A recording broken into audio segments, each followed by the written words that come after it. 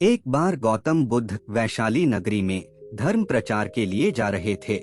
जब वह नगरी के बीचों बीच से गुजर रहे थे तो उन्होंने देखा कि कुछ सैनिक तेजी से भागती हुई एक लड़की का पीछा कर रहे हैं। वह डरी हुई लड़की एक कुएं के पास जाकर खड़ी हो गई थी। वह हाँप रही थी और प्यासी भी थी। बुद्ध ने उस बालिका को अपने पास बुलाया और कहा कि वह उनके लिए कुएं से पानी निकाले और स्वयं भी पिए और उन्हें भी पिलाए। इतनी देर में सैनिक भी वहां पहुंच गए। बुद्ध ने उस सैनिकों को हाथ की संकेत से रुकने के लिए कहा। उनकी बात पर वह कन्या कुछ झेपती हुई बोली, महाराज, मैं एक अछूत कन्या हूँ। मेरे कुएं से पानी निकालने पर जल दूषित हो जाएगा। बुद्ध ने उसे फिर कहा, पुत्री, बहुत जोर की प्यास लगी है, पहले तुम पानी पिलाओ। इतने में वैशाली के राजा भी वहां आ पहुँचे।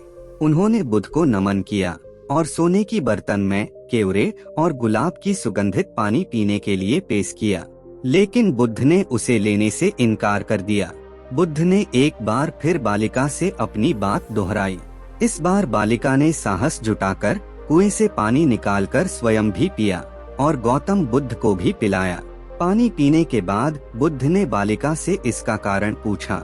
कन्या ने बताया, मुझे संयोग से राजा के दरबार में गाने का अवसर मिला था। राजा ने मेरा गीत सुन मुझे अपने गले की माला पुरस्कार में दी, लेकिन उन्हें किसी ने बताया कि मैं एक अछूत कन्या हूँ। यह जानते ही उन्होंने अपने सैनिकों को मुझे कैद खाने में डाल देने का आदेश दिया। मैं किसी तरह उनसे बचकर यहाँ तक पहुँची थी कि आप मिल गए।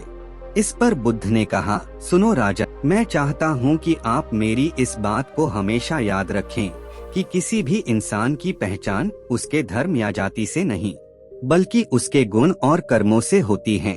जिस बालिका के मधुर कंठ से निकले गीत का आपने आनंद उठाया, उसे पुरस्कार दिया, वह अछूत हो ही नहीं सकती। यहाँ पर नीची सोच और छोटे कार्य करके अछूत होने का परिचय तो आपने दिया है, इसलिए मेरी नजरों में अछूत यह कन्या नहीं बल्कि आप है। वैशाली नरेश बुद्ध के सामने शर्मिंदा होने के अलावा और कर भी क्या सकते थे। उन्होंने बुद्ध से क्षमा मांगी और वहां से चली गई। तो दोस्तों, इस कहानी की शिक्षा यही है कि कोई भी इंसान अपने कार्यों और विचारों से बड़ा बनता है, अपने धर्म या जाति से नहीं।